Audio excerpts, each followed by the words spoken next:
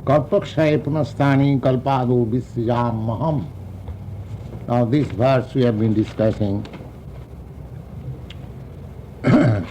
last meeting, that this whole cosmic manifestation, it is not permanent. It is created and it is again annihilated, and the whole energy is wound up into the body of the Supreme Lord. It comes out and again it is winded. Now, Jagat Abhakta Murtina Sarvabhutani Kaunteya Prakriti Janti Mamikam. The Prakriti is not independent. Prakriti means nature. It is dependent on the Supreme Lord. When He desires, or when the time is, He gives us chance. This Prakriti is this material cosmic manifestation is meant for the conditioned soul. We are all conditioned souls. So, this manifestation is given a chance so that we can return back to the eternal Prakriti or eternal nature.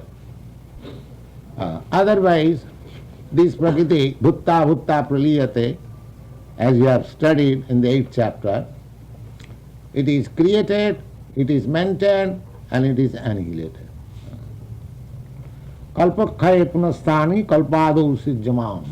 See, each creation is called a kalpa, and each after kalpa, after similar years, one kalpa that is not possible for us to calculate how many years, but some idea is given in this Bhagavad Gita that suppose the kalpa exists for so many years, and as we have got calculation of the day of the year, that is 365 days in a year. So the duration of one day is given in the Bhagavad Gita as 43,000,000 of years into 1,000. That is the calculation of one day of the whole cosmic creation. Now, we are concerned how to get out of this temporary life. We are hankering after eternal life. How to get out of this temporary life? That should be our problem. There is no use calculating for how many years one kalpa, one duration of this cosmic manifestation is maintained. But our concern is that whether we can get out of these clutches of material nature and get into our spiritual nature and have our eternal blissful life. That is our problem. That we can make solution if we culture the Krishna consciousness seriously. Then even after annihilation of this body, we can get into the spiritual nature, and in spiritual nature, and we are also spirit, therefore there is no difference, there is no question of birth and death. That is the problem. Prakritin sam avastabhya visajami punah punah bhutagram imam kristam avasam prakriti vasat. Prakriti vasat. We are completely under the grip of the stringent laws of material nature, and we are repeatedly put into that stringent laws of material nature so that we may come into our consciousness That's why we are suffering this repeated birth and death. But we have become so much dull and so much accustomed to this habit, because it is continuing since a very, very long time, time immemorial. So we have become accustomed. We have become accustomed. So we don't take it very seriously that why we are dying and why we are getting again body and why we are suffering these miseries. So this is called ignorance. This is called ignorance. So we are not very serious. Especially in this age, we are not very serious. We think that this is the process of life. No, this is not the process of life. You have got your life. If you like, you can have your life eternal without any birth and death. Just to get rid, just getting out of this material nature. So God creates and annihilates. God says, Krishna says, Nachamang tani karmani nivadnati dhananjaya udasinavad asinam asakta tesu karmasu. Now, one may think that such a huge manifestation of the material world, it is once created and again annihilated, that God must be very much concerned about this creation and annihilation. But the Lord says, no. Nachamang tani karmani nivadnanti dhananjaya. My dear Arjuna, all this work is going on automatically. There is no concern about it. Just like a big man, big rich man in your city. He is dismantling so many big houses and again constructing skyscraper. His agents are doing. He has got money, spending. He is sitting nicely. He has no concern. Similarly, Parasa Sakti Vividhaiva Sriyate, the material nature and so many other agents, they are performing this creation automatically. Parasa Sakti Vividhaiva Sriyate Savabhiki Jnana Bala Kriyacha. In the Vedic literature, we understand that these things are so nicely being done as if there are so many plants, so many engineers and so many scientists, they are working. No, the nature is so made by the superior brain of the Supreme Lord that it is going on automatically. Don't you see a flower, how it is beautifully decorated with paintings, just symmetrically. You don't find any change. So this is going on. This is going on automatically. This is God's power. This is God's power. If you have got to paint one picture, one flower, you have to take so much attention. And still, it may not be symmetrical. There may be some mistake. But in nature's way, you see how many flowers, fruits, and so many things are coming out automatically. Buddhist people, they think it is being done automatically. No. Behind this thing, there is the brain of Krishna. Behind everything. And because we do not see how it is being done, due to our lack of knowledge or less intelligence, we think it is being automatically. No. That is explained. That is explained in the next verse. Krishna says, Maya dhakkena prakriti suyate sacharacharam hetunane kaunteya jagadvi parivartate. Whatever changes and wonderful things, happenings you are observing in this material nature, that is under my superintendence. Under my superintendence. There is brain, not without brain. As you cannot see anything in this material world within your experience, everything has got behind everything there is a good brain. Anything. You cannot prove anything that this thing has automatically been done without a brain behind it. Can you give us any solitary example that any wonderful thing has happened without a brain behind it? You cannot say. You cannot give even a single example within your experience. Now how you can say that this material nature, such wonderful things, manifestation, thousands and millions of planets, they are floating in weightlessness in the air. There is no brain behind it.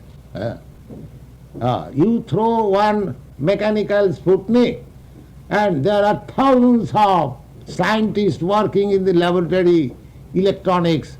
They are pushing on the button and everything is recorded. They are a plaything only. The Sputnik is a plaything. If for such a plaything, so many scientists, so many brains are working, do you think such wonderful things are happening without any brain? This is called foolishness. Foolish people will say that they are taking automatically. No, they are not taking place automatically. Here we find in the Bhagavad Gita, the Lord says, Maya Dhakkena, under my superintendence. So you have to accept it. Unless you prove that anything, any material happenings can take place without a spiritual brain behind it, then you can say, oh, there is no God. There is no God. There is no brain.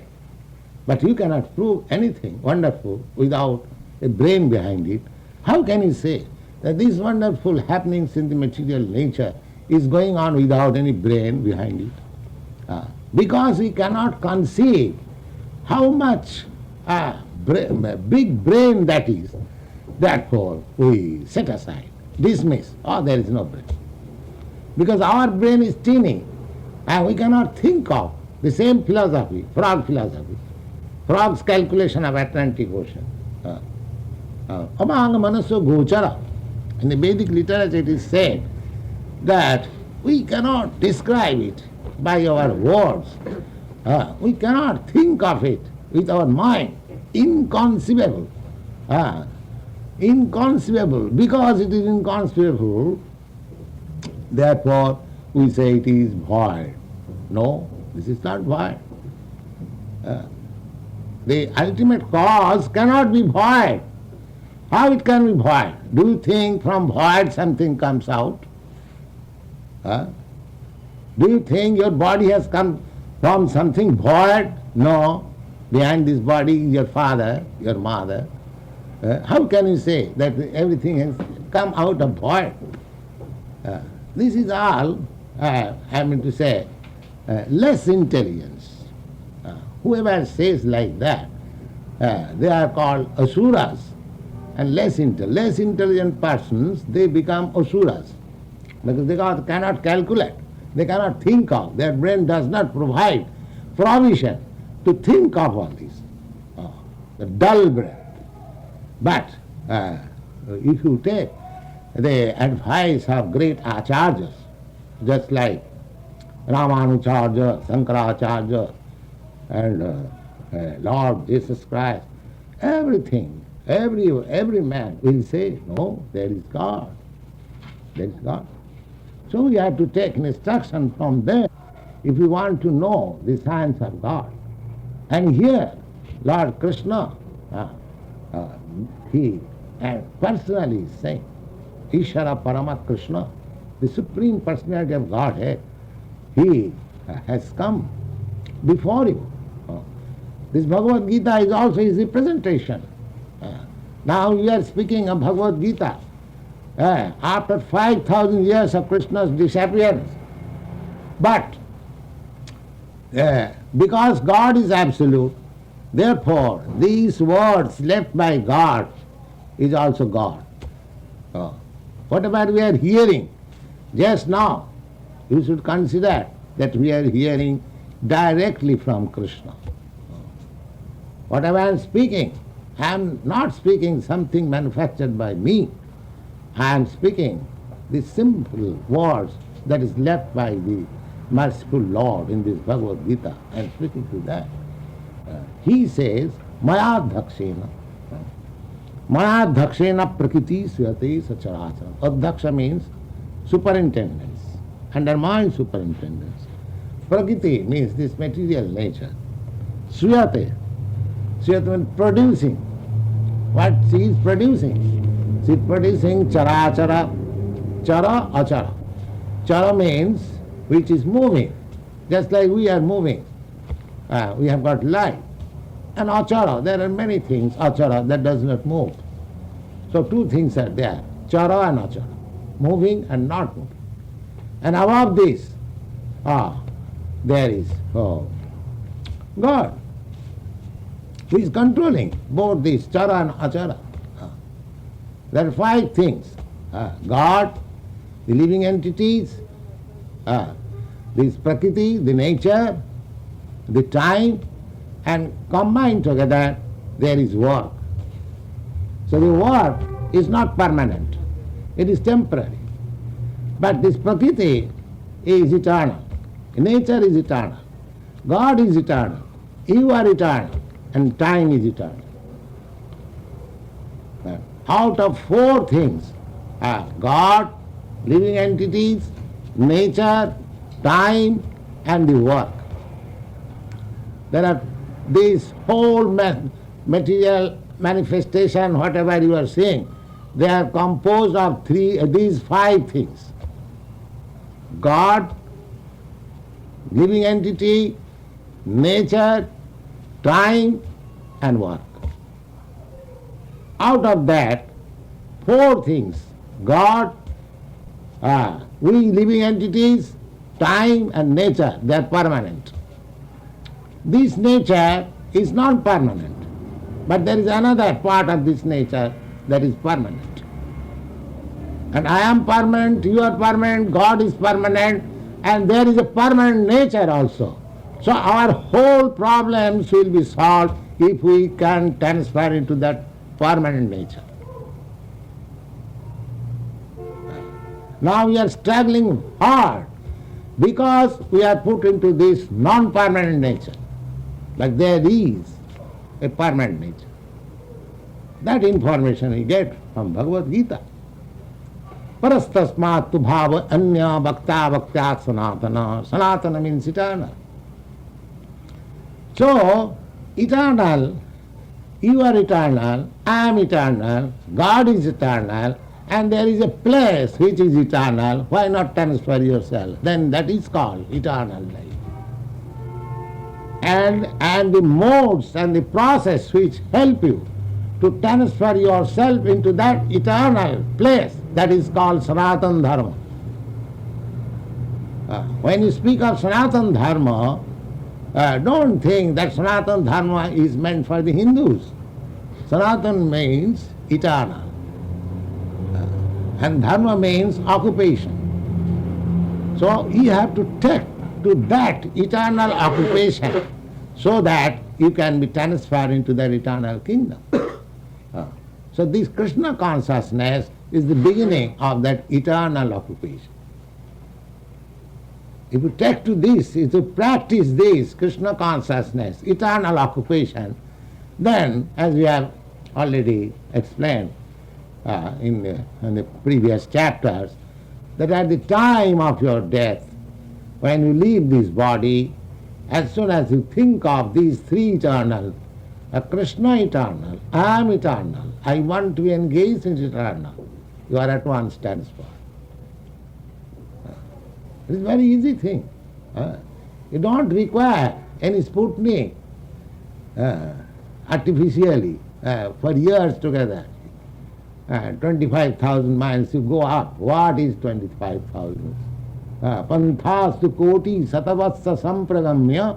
If you try for millions and billions of years with the force of air and mind, with your Sputnik to reach